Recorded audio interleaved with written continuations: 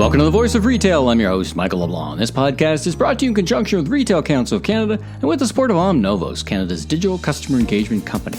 Omnovos makes personalization easy by helping you engage the right customer at the right content at the right time. Find out how you can get started quickly and affordably so you can focus on doing what matters most, driving revenue and margin growth at www.realcustomerengagement.com. This episode is also sponsored by RIWI, Real-Time Interactive Worldwide Intelligence. Visit RIWI.com to learn more. In this episode, I welcome back to the podcast Tal Zvi Nathanel, CEO of Showfields, the most interesting store in the world, and we catch up and talk about how Showfields has adjusted their experiential retail model to the COVID-19 era, live from the recent Retail Council of Canada Retail Holiday Shopping Forum. Next, I meet Danielle Goldfarb, Head of Global Research at RIWI Corp. We learn how this Toronto-based innovative research company is able to get beyond response bias and delve deep into what's really happening with consumers in Canada and around the world. We also see how this online methodology gives voice to those whose opinions are not usually captured in the polls, and how RIWI predicted the outcome of the recent U.S. election. But first, let's hear from Tal Zvi from Showfields. Thrilled to welcome Tal Zvi Nathanial, the founder and CEO of Showfields, the most interesting store in the world. Now, Tal and I met in January of this year as I was down in New York City for the NRF big show.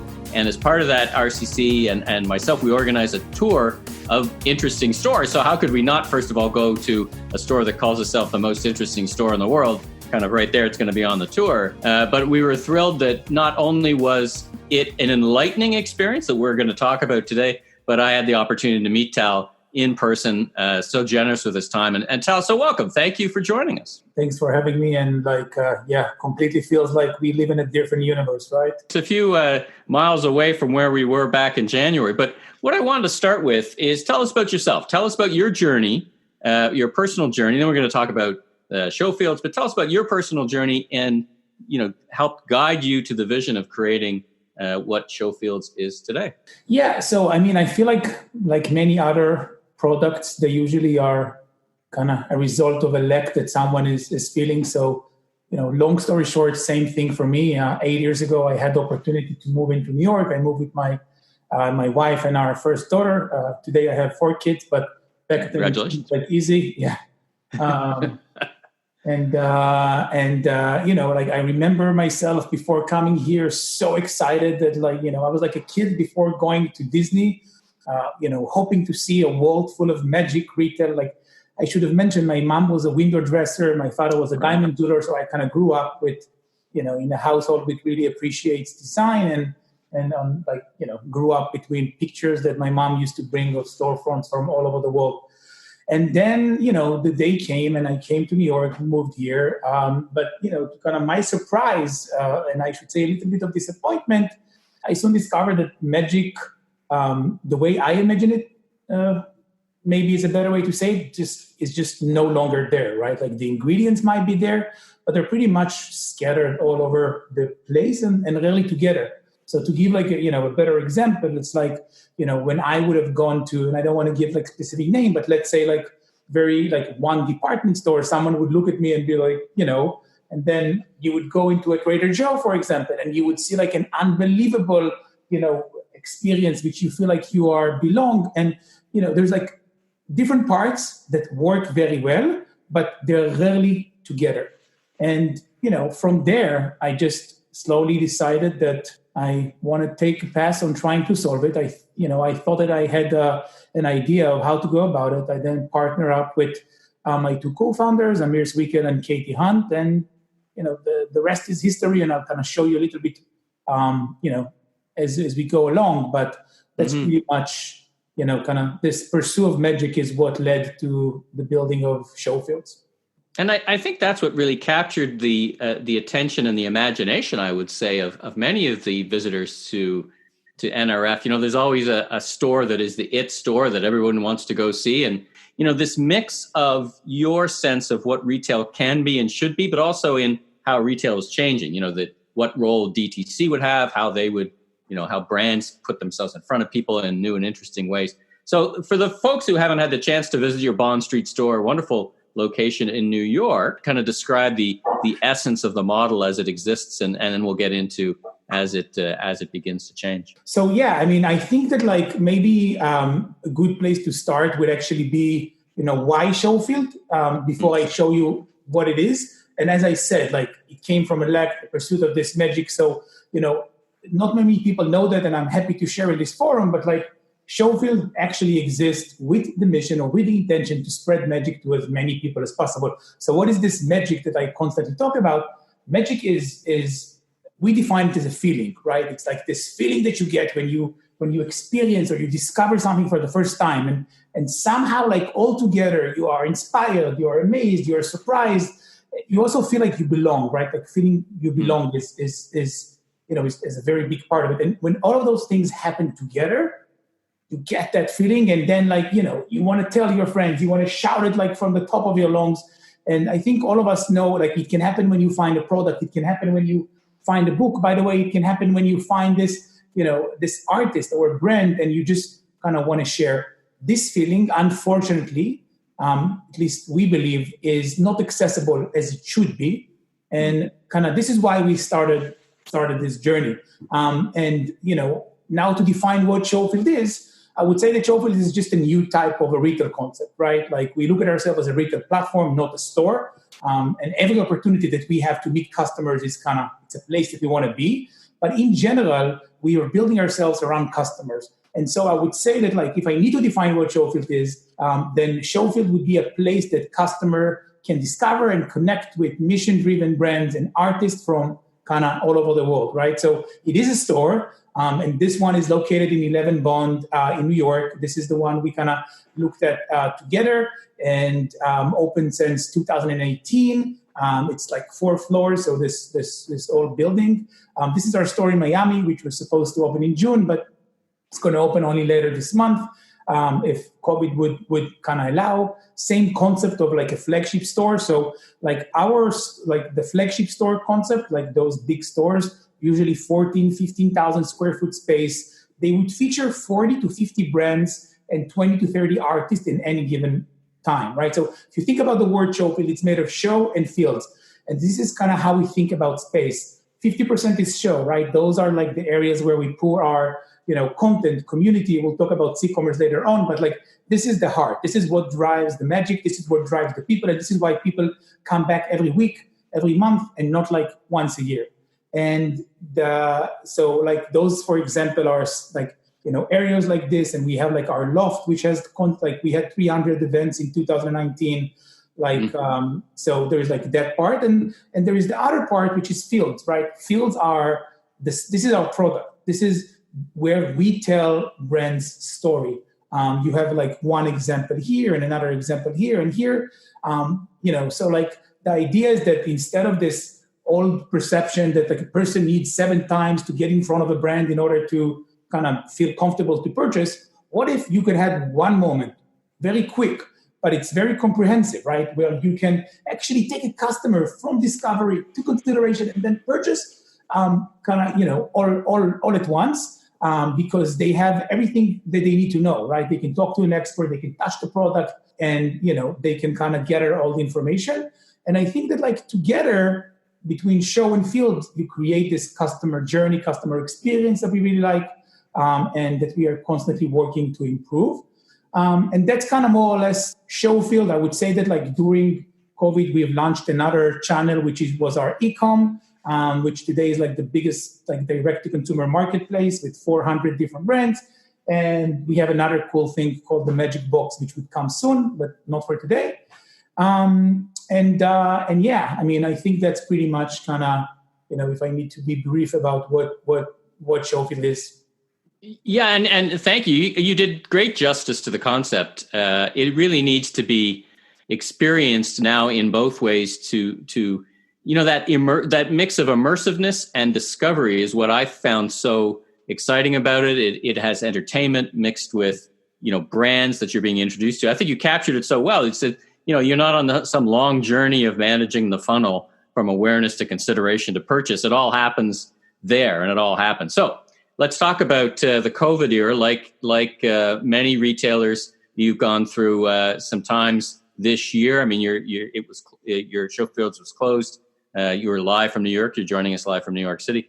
But you've done, as you just alluded to, you've worked to both modify, I guess you could say, the concept of Showfields as a physical entity, but then you rose to the challenge of taking that online. And I've watched many of your, for example, live streams, which are very organic. They're very fun to watch. They're not highly produced, but such an interesting group of curators and different people and influencers who are saying, look, these are the brands I love. They're featured well. So tell us about that journey, and then nested in another thing you referred to as your 5 C's of consumer commerce. So let's nest all those together. First, a bit about your journey, and then anchor those in your 5 principles for us. For us, Showfield, and I think, by the way, like, it's important to say that I think we were very fortunate to be able to think about retail from scratch. And that's because we didn't exist before. Right. Someone gave me this example once that, like, trying to, like, let's say there is a technical flaw or something even very simple in the design of your 747 fleet, but 400 of them are in the air right now. Maybe you know that there is a problem, but you can't necessarily fix it right now. And I think that, like, we had the fortune to, try to rethink how should an airplane look like, let's say, but on the ground, right? So, and you're not the only retailer who's tried to get at this challenge, but as you say, many retailers are, in some ways, they put it as a shop in shop or a component. I'm thinking of one on 38th Street, particularly in New York City, that has it as a component of excitement. But you started with what is, a blank sheet of paper, basically. What can I do to create excitement? Correct. And like, the way that we went about it was, we said, how would retail look like if it was built around what customers want, right? Like, what if we just ask that question? And we then kind of went along and we actually built, mapped this methodology, which we call C-commerce. We, by the way, believe that the next phase in the evolution of retail is like C-commerce, or in other words, consumer commerce. And what consumer commerce does, or C-commerce does, is basically kind of, in other words, defines what we think are the expectations of consumers today. So, like, it breaks down to, like, 5 principles, which is convenience. It's great to see that it correlates with what we saw, like, a few minutes ago. Content, community, curation, and connection. So around each one of those categories, we basically asked ourselves, what do customers want today? What is their expectation? And according to that, we actually developed each one of our product. And, like, this is what dictates our roadmap. So, you asked about, those video shows, for example, right? One of the biggest advantages of, like, the big ingredients of magic in retail, like physical retail, is being able to have a discovery experience, right? You go into a store, you don't necessarily know what it is, you're getting lost, and you find something, and you think that it's serendipity, and, like, you're happy, and you have to have it. Like, how can you recreate discovery if you can't find something yourself? How can you do that? So, and you find, and it's your way of also finding someone, right? Exactly. Bring that enthusiasm on the sales floor into the virtual world, because the two need to come together, right? Both the curation and the excitement of the interaction, right? You need the discovery, and then you need the personal connection, right? Which is the second ingredient in retail, in physical retail magic, right? You connect to someone you can relate to, and, like, this is kind of what takes you. So if you cannot do it in person, what would be the second best thing? And then we said, okay, so if you cannot do it yourself, what about doing it through the eyes of someone else that you trust, right? And so, like, we've rethought discovery for people who cannot come to the store through something we call, like, those live curations. So it can be like an artist, it can be an influencer, it can be an industry leader, it can be a thought leader, it can be like an art curator. Every time different subjects, but we allow them to choose whatever brands or art or artists they want to talk about. And then in a live show that can go anywhere between, like, 20 minutes to, like, 2 hours, they basically talk about things that they're passionate about. I was watching a cook last night, a cook from Miami last night, making a meal from her condo. I can't say my view is equal to hers overlooking the ocean, but it was very organic. It was fun. She just walks out and gets the spice, and she comes back in and starts cooking, and it's all just shot right in her home. It was a wonderful intersection of all these things that you're talking about. Yeah, and, like, that's where the aspect of discovery now comes from, like, because like, there is this peekaboo moment, like, you literally want to see the house, by the way, like, which is a feedback we get all the time, and suddenly, like, her husband would pick from the side, and suddenly, like, you see this product, but everything is very, very much, like, organic. So you still get the ability to discover, you still get the ability to to get that feeling that you found something, but you also are able to experience it through the eyes of someone else. So if you can touch it and you can unwrap it, you can see, you can actually hear, but you can also ask whatever question you want and then shop it live on the store. So this is like one example. It's a very human example, very human experience, I should say, in each of them. So exactly what you're saying. Yeah. And, so like, I think in general, for us, COVID, like the way that we have approached it, and obviously it was like a very, very, very challenging time, like everybody else, but like for us, it was just going back to those principles and then ask, okay, principles remain, but what do they mean today, right? What does convenience means in a post-COVID universe? Maybe it's control. Customers would be more afraid. So maybe we want to give them the power to decide if like some of them would want to talk to a brand host. Some of them would not want to talk to a brand host. Some would want to touch products. Some wouldn't. Some would be afraid to even ask. So like what would convenience mean the day after is what we asked. And then the answer, by the way, was, okay, so let's create like an app, which we call like the magic wand, right? Again, this magic, which probably sounds crazy, but like this magic wand, which actually is like an extension of your personality, but it doesn't take you from your physical presence to the store. It's just like a magic wand. So you can walk around the store, tap on things and like have fun, learn about them, check out yourself, not just learn anything you want, but like giving the customer the power was the result of asking the question of what is convenience? And I think that like, it's just another example of how we think about, in general, like retail and maybe why we are seeing all in all like growth around most of our KPIs during the last few months. Well, congratulations on that. Now, in the time we have left, I wanted to ask your advice.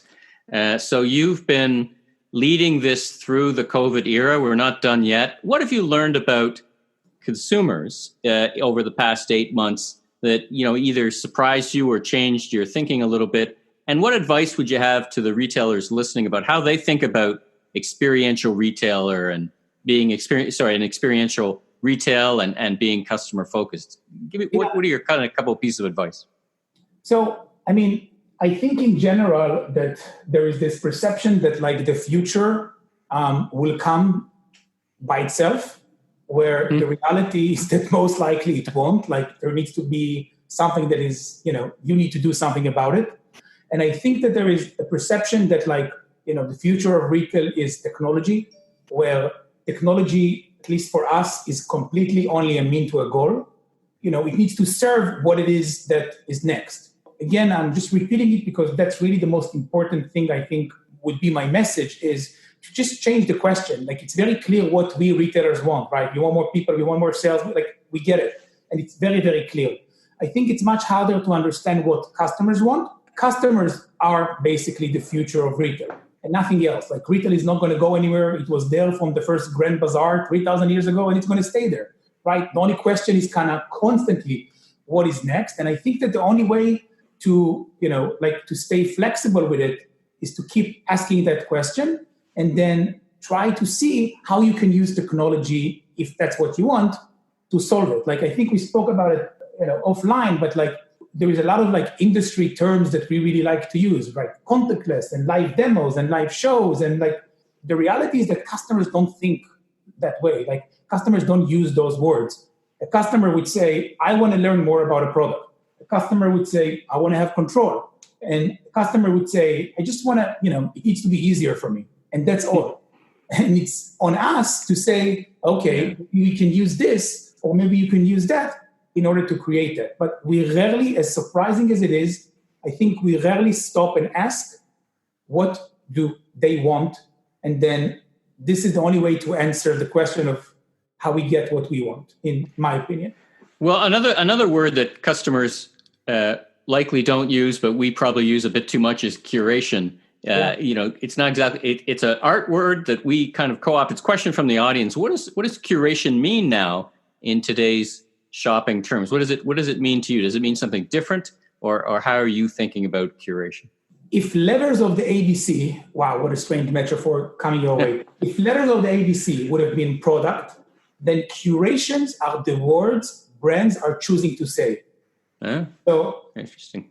I hope it translates like correctly, but like that's basically it, right? What is curation? Curation is a selection. Like you curate some way, meaning you brought together a selection of different things. It can be a curation of art, it can be a curation of brands, it doesn't matter.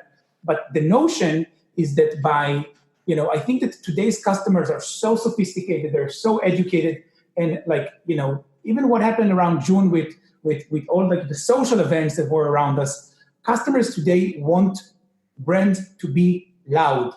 And it doesn't mean that it's not about what you say, it's very, very important, but it's about just daring to say it.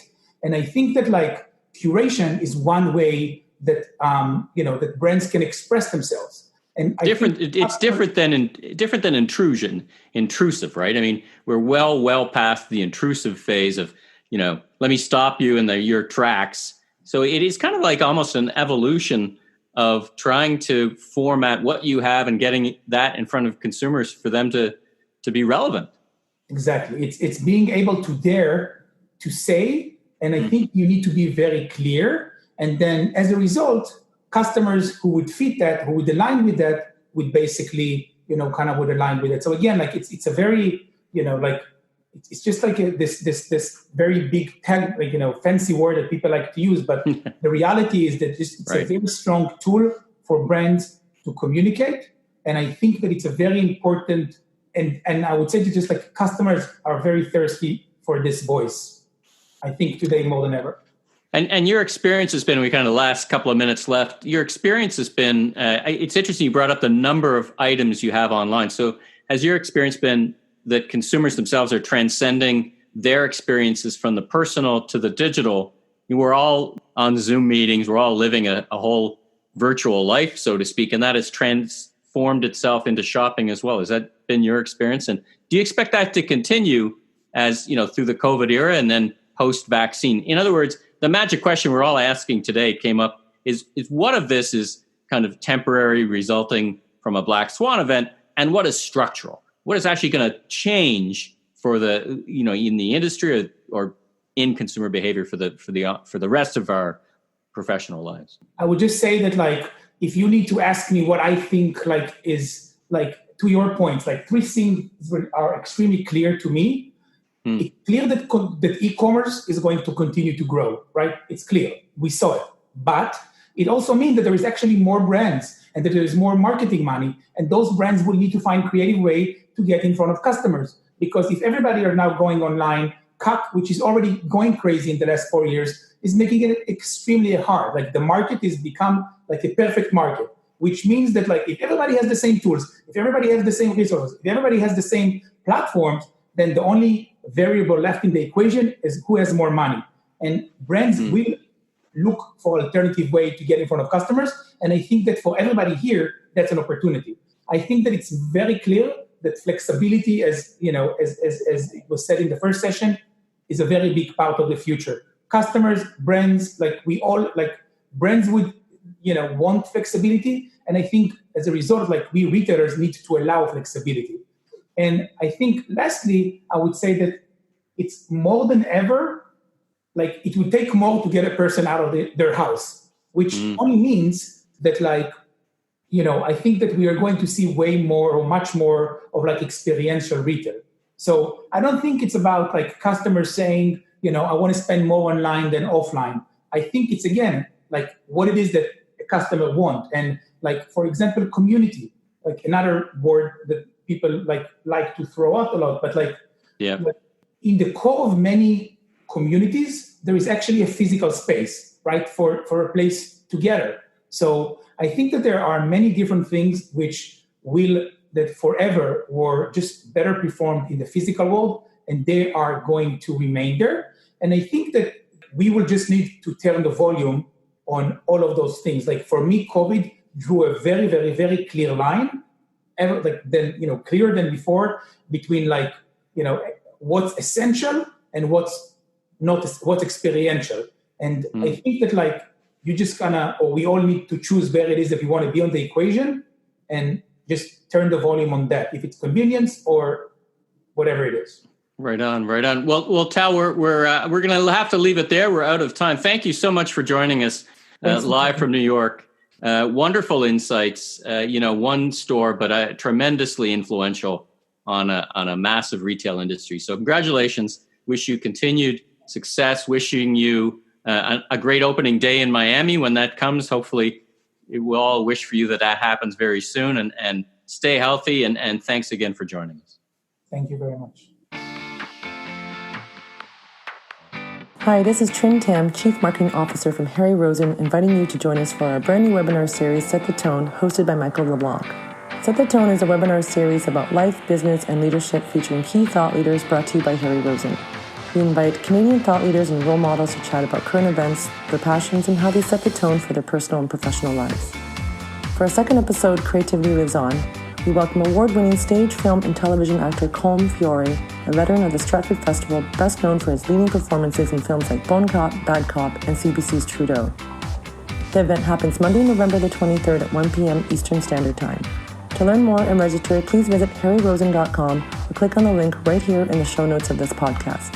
I look forward to seeing you then and helping you set the tone. Danielle, welcome to the Voice of Retail podcast. How are you doing this morning? I'm doing great. It's great to be here.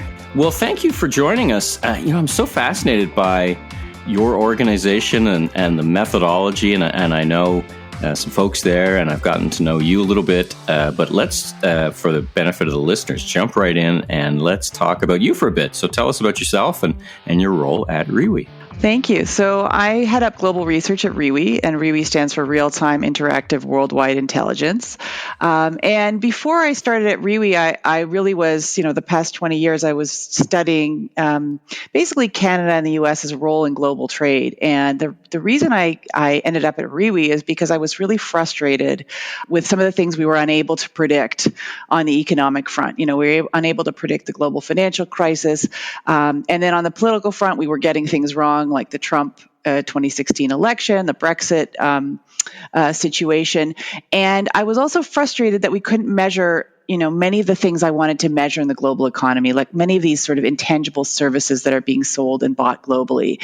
And so I actually invited the CEO of RIWI to speak at an event I was hosting because it was an example of basically a global company that was not showing up in many of these trade statistics because it was selling something intangible. It was basically selling the ability to measure in any country of the world in real time, people's true behavior and sentiment for things you can't measure using conventional approaches. And so I got really excited and, basically instead of being somebody just who analyzes data, I'm now in the global data collection business and really excited because of the way we're measuring things very differently than other techniques and tools.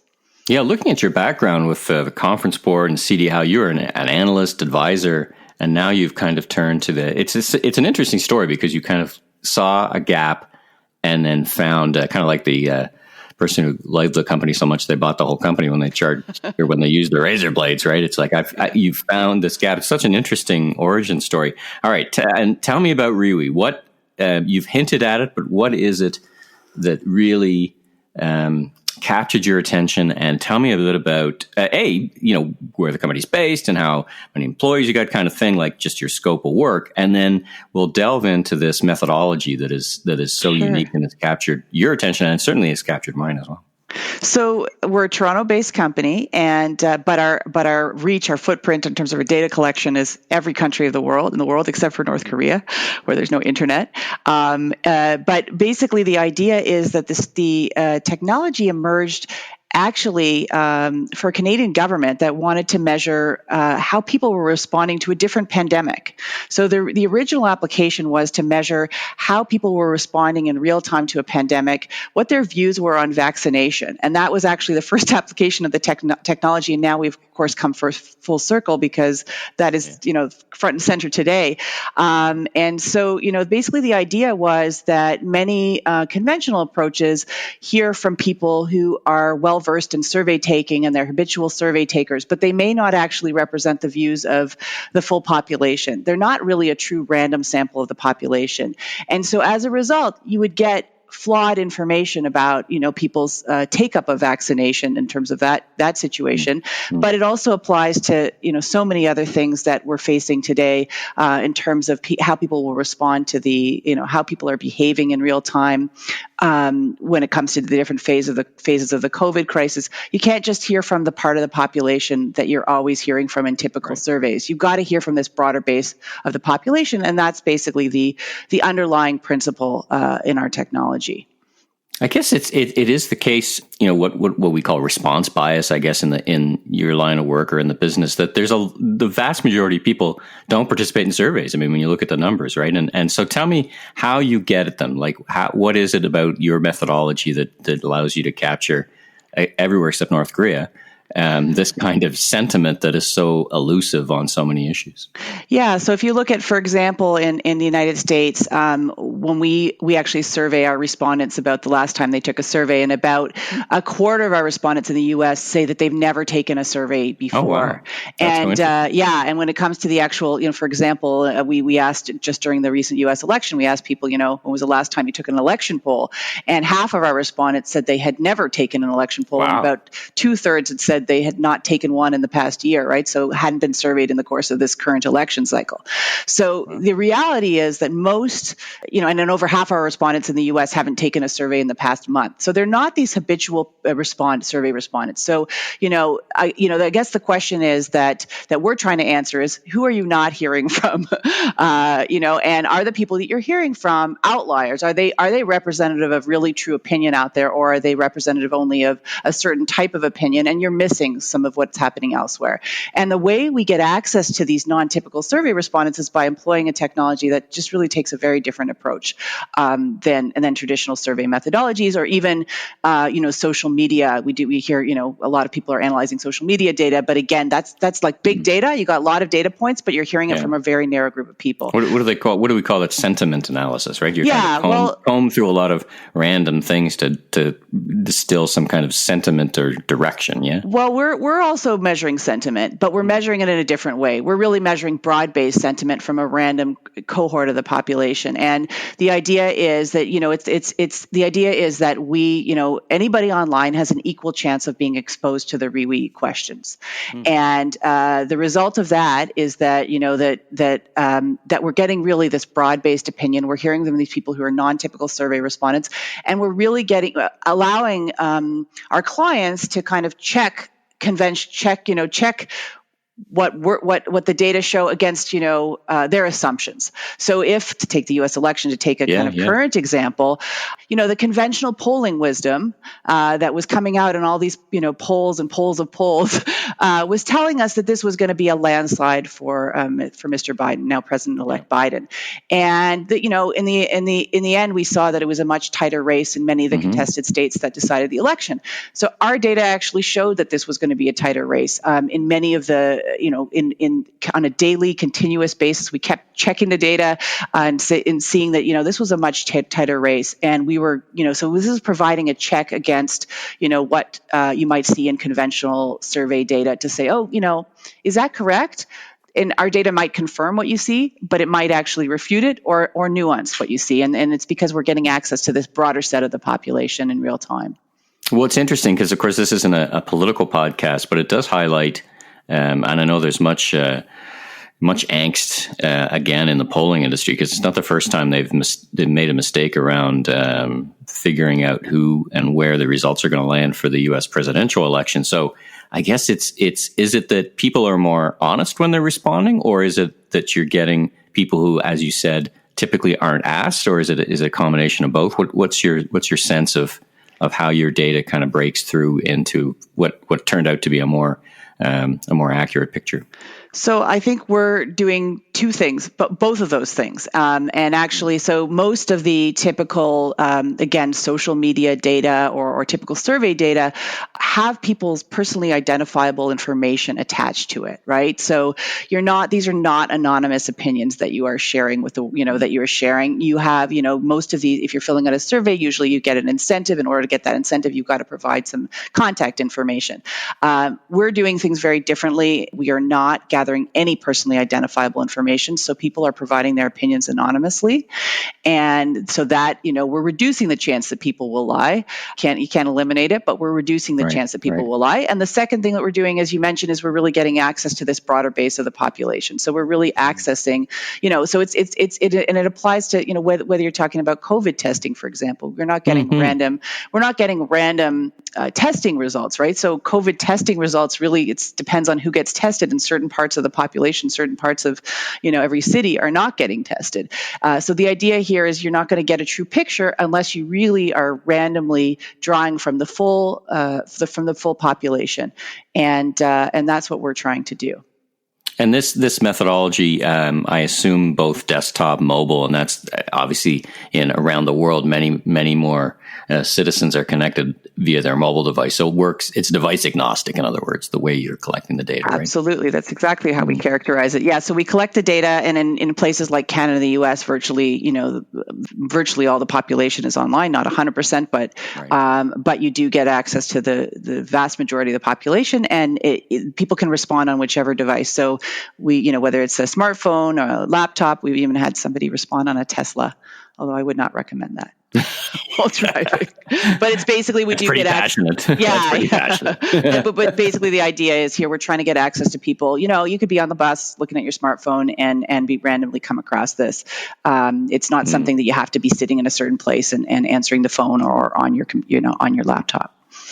Well, give me an example from your client base, if you can. As I said, we're not a political podcast. It just happens. This was a great example. Your example of the U.S. election was illustrative of a process and both the results. But, what other examples have you seen with other clients that allow them to pierce this veil of survey bias and get accurate results that are closer to the pin and allow them to make better decisions? Anything come to mind? You must, with a global reach, notwithstanding being based in Toronto, which is probably a great place to be based from that perspective. What's jumped out at you recently?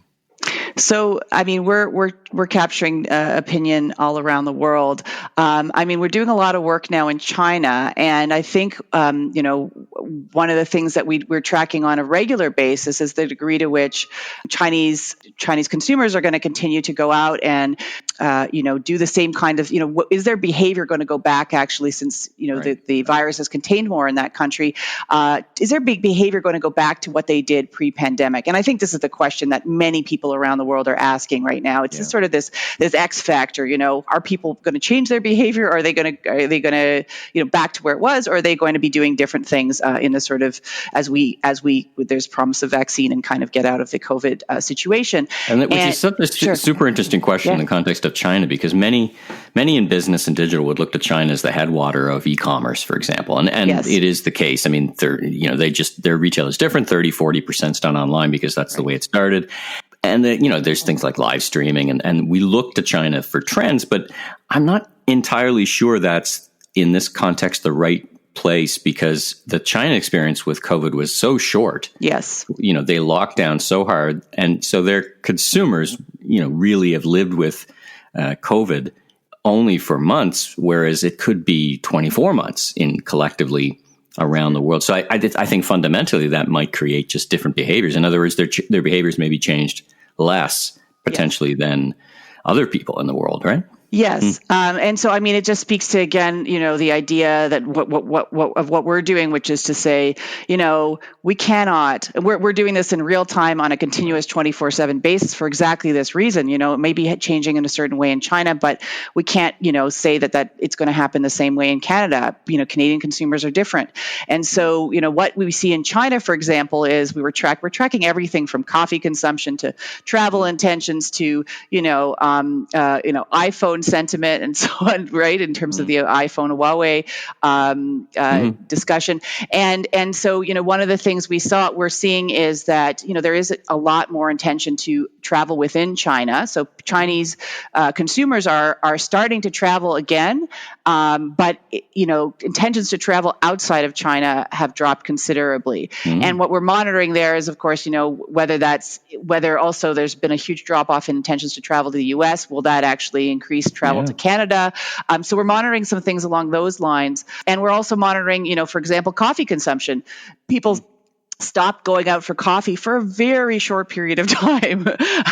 and then they started going out and behaving as they did before, and we're just tracking where they drink their coffee. Is it Starbucks or Luckin or McDonald's and so on? And Starbucks, people said, Luckin is the Starbucks of China, but actually Starbucks is the Starbucks of China and continues to be the Starbucks of China. So we're following those kinds of things in real time, and we're going to continue to follow those kinds of sentiments.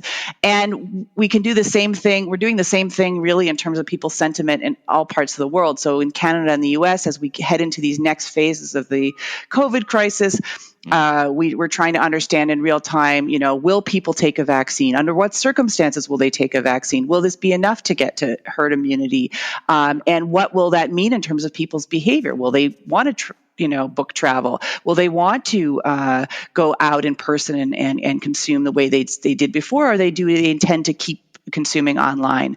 I know, talking to retailers, it is the most, I wouldn't say vexing, but it is the question on their minds the most is what changes in consumer behavior are temporary adjustments to life in the COVID era versus what changes will stick. In other words, what are more structural, permanent changes? And what you said about Chinese consumers traveling is so, of course, vital.